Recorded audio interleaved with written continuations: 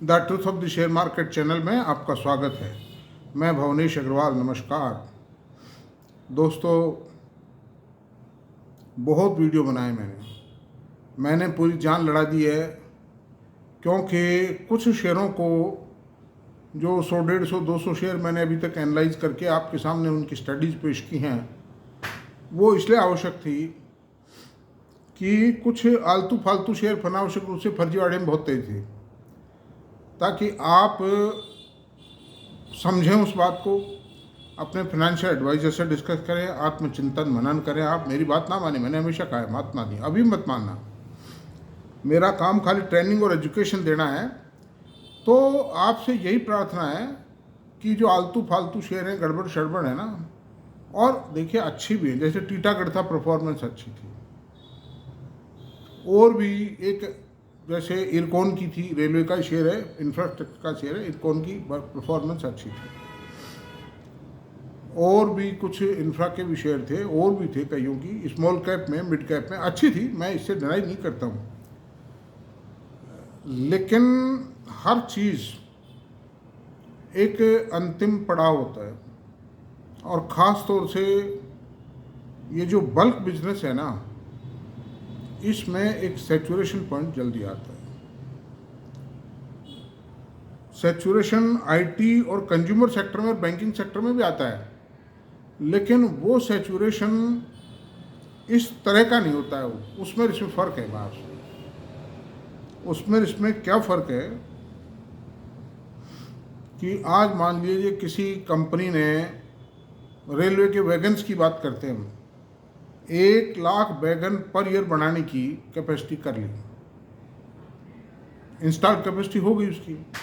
इस साल उसको 60,000 वैगन का ऑर्डर मिला, अगले साल 80,000 का मिला, तीसरे साल 90,000 का मिला, और 90,000 के बाद में भाई 1 लाख है, 1,10,000 का तो मिले उसको ऑर्डर, वो 65,000 का ही ऑर्डर मिला। बताओ आप, तो उसकी प्रॉफिटेबिलिटी एकदम से डाउन आ जाएगी, क्योंकि इंस्टॉल्ड कैपेसिटी को मेंटेन करना पड़ेगा उसे। बिजली के स्टैंडिंग खर्चे हैं, एम्प्लॉयज़ के स्टैंडिंग खर्चे हैं, ऑफिस है, जो सेल्स नेटवर्क है, और दुनिया पैसा लगा हुआ है, बोरोविंग्स हैं बैंकों से, वो सब तो लगेंगी। तो वो कंपनी का प्रॉफिटेबिलिटी 65% यूटिलाइजेशन के बावजूद भी आधा ही रह जाएगा प्रॉफिट, बल्कि लेस देन हाफ आ जाएगा उसका। बैंकिंग सेक्टर में क्या आएगी मंदी, आप बताओ। बैंकिंग सेक्टर में 1-8% का कोई लोन ज़्यादा हो जाएंगे डिस्पर्स, कोई डिपॉजिट 1-8% कम आ जाएंगी, इतना सही फर्क है, बस और कुछ नहीं है। एफएमसीजी सेक्टर में जो कंपनी मान लो 1 करोड़ लक्स की भट्टी बेचती है, 99 लाख बिक जाएंगी किसी साल 1,10,000 बिक जाएंगी, 1 करोड़ 10 लाख बिक जाएंगी। तो वहाँ कोई ज़्यादा, वहाँ बैक गियर में नहीं आती। मैन्युफैक्चरिंग सेक्टर बैक गियर में जाता है, इंफ्रास्ट्रक्चर सेक्टर बैक गियर में जाता है। इंफ्रा में इतनी बड़ी रिस्क है कंपनियों में, एक साइड पर झगड़ा हो गया ना, कोई डिस्प्यूट पड़ गया, मान लो कोई कोर्ट केस आ गया, स्टे आ गया कोई कोर्ट से, कोई एनवायरमेंटल डिपार्टमेंट ने कोई रोक लगा दी, जैसा कि यूपीए गवर्नमेंट के टाइम बहुत ज़्यादा हुआ था, सब बर्बाद हो गई थी। इंफ्रा कंपनियों की बर्बादी का कारण सिर्फ यही था कि एनवायरमेंटल डिस्प्यूट बहुत ज़्यादा हुए, कोर्ट लिटिगेशन बहुत हुआ, तो वो सब बर्बाद हो गई, उनका पैसा सब उलझ करके समाप्त हो गया। एसएल ग्रुप, जो सुभाष गोयल साहब हैं, बहुत सुपर इंटेलेक्चुअल, बहुत इंटेलिजेंट भले आदमी, उनसे भी बहुत एक पायनियर थे वो इंडिया में कई बिजनेसेस के। ये जो टीवी चैनल्स हैं, जी बिजनेस उनका आया। उसके बाद में मैं आपसे बताऊं कि एसएल पैकेजिंग, जो प्लास्टिक की जो ट्यूब बनती है, जो कोलगेट और दवाइयाँ पैक होती हैं, उसमें जेल पैक होती है, उसका इन्वेंटर वो थे इस देश के अंदर। He was innovator of that item in the country. तो बहुत इंटेलिजेंट थे, बहुत पढ़े लिखे विद्वान आदमी थे, बहुत भले थे। उनसे सिर्फ एक गलती हुई कि उन्होंने बहुत बड़ा पैसा जो था इंफ्रास्ट्रक्चर कंपनी में लगा दिया, और वो सब कंपनियां बर्बाद हो गई। उनको बेचारों को सड़क पर आना पड़ा, अब जाके संभले हैं थोड़ा, वो बहुत परेशानी में आ गए वो मार्च। तो खैर दोस्तों, इसलिए मैं आपसे एक ही बात कहता हूँ, सुपर ब्रांड में इन्वेस्ट कीजिए। तो आज हम एक सुपर ब्रांड पे चर्चा करते हैं। Super brand, main super brand no second brand, no third brand. चाहे कोई कितनी बढ़ाई करे, बढ़ाई तो करेगा, हर आदमी को माल बेचना होता है अपना। एक जो ग्रीन पैनल था, एक यूट्यूबर आते थे, मैंने भी उनका वीडियो सुना, उसके हिसाब से कंपनी को भी चेक किया मैंने। ग्रीन पैनल वो रिकमेंड करते थे, कई बार रिकमेंड किया उन्होंने। पहला ही साल था, फुल ईयर ऑपरेशन था उस कंपनी का, जो ग्रीन पैनल से अलग हुई थी वो company. Medium fibre density board का प्लांट डाला था उन्होंने, और मीडियम फाइबर डेंसिटी जो प्रोडक्ट है, ये भी एक तरह का प्लाई बोर्ड ही है। तो इसमें क्या था कि ये जो लेटेस्ट जनरेशन प्रोडक्ट है, मतलब टिम्बर में it is the latest generation product for furniture manufacturing. इसका जो ग्लेमर है वो देखते ही बनता है। मैं आपसे, उन्होंने डाला था और पहले साल पैसा कमा गए, बट सेकेंड ईयर में उल्टे हो गए, मतलब मार्जिन घट गई कंपनी, अब थोड़ी संभली हो कम। तो खैर, मुझे बहुत बड़ा लॉस हुआ उसमें, I suffered a heavy loss. कहीं नज़र नहीं आता था कि मार्जिन घट जाएंगे, लेकिन घट गए। वो क्या करूँ, ऐसी चोट होती है। ये पोजीशन जो ऑलरेडी बहुत कई तरह के ऑलरेडी प्रोडक्ट हैं, उसी एक ही सेक्टर के एक ही सेगमेंट में जाए कई प्रोडक्ट हैं उसके वर्टिकल में, लेकिन कई प्रोडक्ट हैं। मान लीजिए उसका ऑलरेडी टर्नओवर 5,000 करोड़ का आ रहा है, और उसमें कोई 500-700 करोड़ का टर्न सेल देने वाली आइटम का मार्जिन घट जाता है। पहली बात तो सुपर ब्रांड का मार्जिन घटता ही नहीं, क्योंकि उसका बायर हमेशा होता है, that is a preferred buyer, उसमें प्राइसिंग पावर होती है। ब्रांड मीन्स प्राइसिंग पावर, ये सबसे खास बात आप नोट कीजिए। आप नहीं घटाते हैं कुछ नहीं, सेंचुरी लेने वाला सेंचुरी लेगा वो आपसे। तो आज हम सबसे बड़ी चर्चा करेंगे सेंचुरी प्लाई बोर्ड पर। कुछ दिन पहले मैंने एक वीडियो बनाया भी था सेंचुरी प्लाई बोर्ड पे, और उसके साथ में ये बनाया था, साथ में दूसरा शेयर था कजरिया सेरेमिक्स का भी था। लेकिन आज मैं एक्सक्लूसिवली सेंचुरी प्लाई बोर्ड पर वीडियो बनाऊंगा, और मैं आपको बहुत डिटेल दे रहा हूँ उस पर। सेंचुरी प्लाई बोर्ड को आप ये मत समझिए कि प्लाई बोर्ड का शेयर है, ये सोना उगलने वाली कंपनी है। मैं आपसे बताऊँ, और उगला है, मैं आपको सारी बातें बताता हूँ। एक तो इंडिया का ही सुपर ब्रांड है सेंचुरी प्लाई बोर्ड। दूसरी बात यह है, इनके क्वालिटी में इनका R&D बहुत ज़बरदस्त है, नए नए डिज़ाइंस लाते हैं और बहुत अट्रैक्टिव होता है वो। तब दूसरे बाद में नकल कर लेते हैं, लेकिन नकल करने में टाइम लगता है, उतने में पैसा कमा जाते हैं। फिर ये दूसरा डिज़ाइन ले आते हैं, फिर तीसरा ले आते हैं। तो एक तो R&D ठीक है, कोई ऐसा नहीं है कि कोई उस पर 1,000 करोड़ रुपये साल ही खर्च करो। अगर 25 करोड़ रुपये साल भी ये कंपनी खर्चा करती है तो टिम्बर बिजनेस के लिए तो काफ़ी है, उसमें इतना सा ही R&D चाहिए मतलब।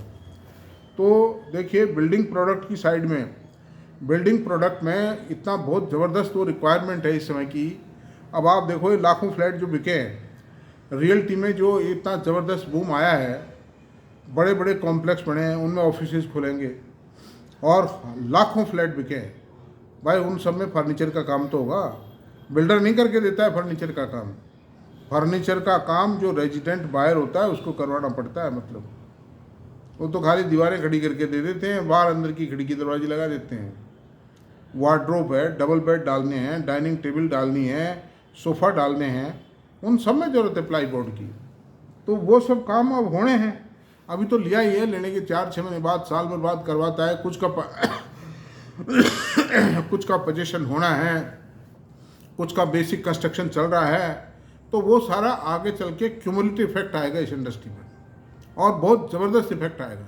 टाइल की आवश्यकता तो बिल्डिंग बनाते समय जरूरत पड़ जाती है, लेकिन इसकी आवश्यकता अगले 10 साल तक भी बूम रहेगा। मैं आपसे बताऊँ,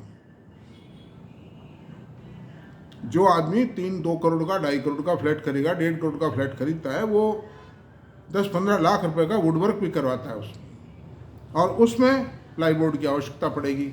और जो खुद के लिए करवाएगा, खुद के लिए कोई करवाएगा, वो बट नेचुरल है कि उसमें से मोस्ट ऑफ दी जो क्वांटिटी है वो सुपर ब्रांड की लगाएगा। जो अच्छे लोग हैं, पढ़े लिखे लोग हैं, वो कभी क्वालिटी पर और ब्रांड के नाम पर कभी समझौता नहीं करते। तो मैं आपको बताता हूँ क्या खास बात है। इसके प्रमोटर हैं mister Sanjeev Agarwal, he is very dynamic. आज तक इनका जो सुपर ब्रांड है, सुपर ब्रांड है, वो उसको कोई बीट नहीं कर पाया। हालांकि इस क्षेत्र में कई कंपनी आई, ग्रीन लाम आया, ग्रीन पैनल आया, ग्रीन प्लाई आई, और एक स्काई लाम, कुछ ऐसा नाम और भी है, एक आध कंपनियां और भी हैं, लेकिन वो सेंचुरी प्लाई को बीट नहीं कर पाई मतलब। और जो ग्रीन प्लाई ग्रुप था वो तो बट गया, 3 कंपनी में बट गया वो, लेकिन सेंचुरी प्लाई आज भी सेंचुरी प्लाई है।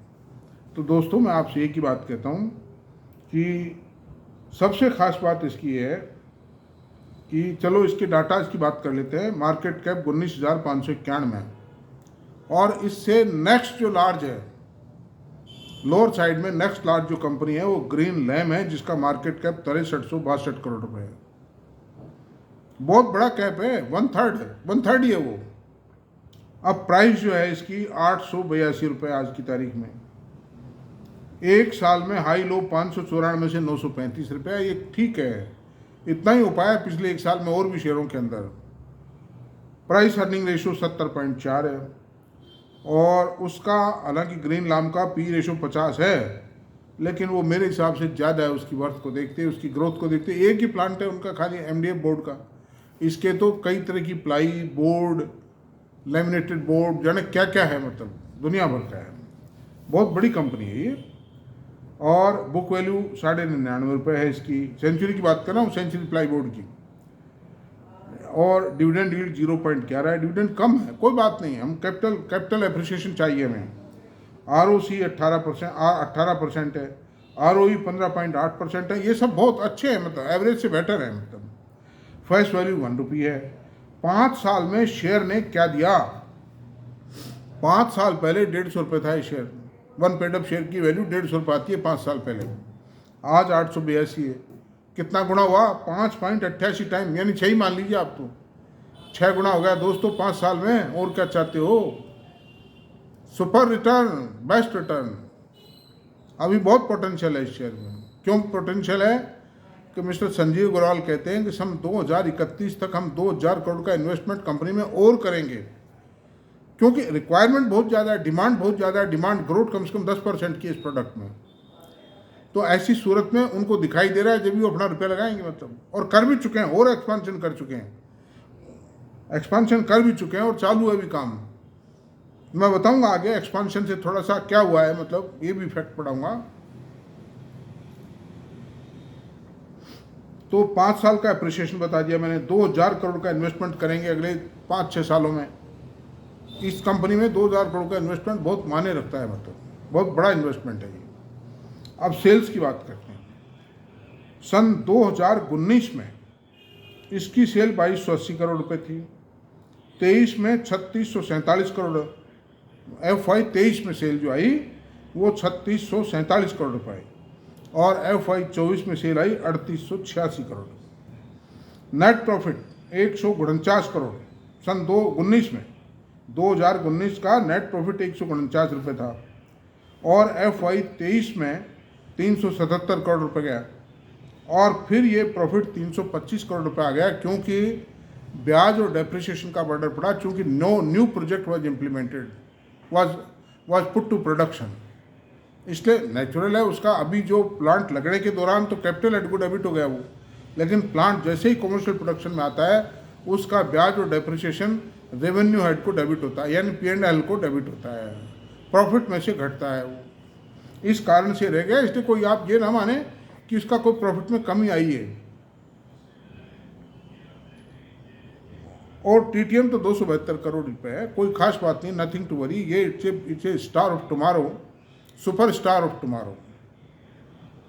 अर्निंग पर शेयर जो 2019 में 6.68 थी, वो 2022-23 में 16.93 रुपये रहेगी, 16.93 रहेगी, और 24 में हल्की सी घटत आई है, क्योंकि नेट प्रॉफिट कम हुआ ना, और डेप्रिसिएशन ब्याज के बोझ के कारण 14.69 आई।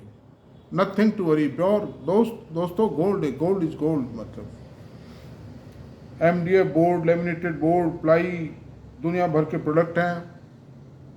इक्विटी टोटल 22 करोड़ की, बोरोविंग 771 करोड़ रुपए की, असेट्स 1913 करोड़ रुपए की है।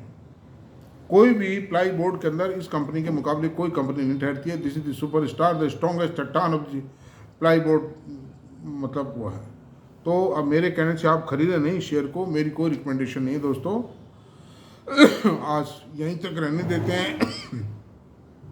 मेरे भी थोड़ा जुकाम खांसी है, ठीक कर लूँगा आजकल मैं सुबह शाम में।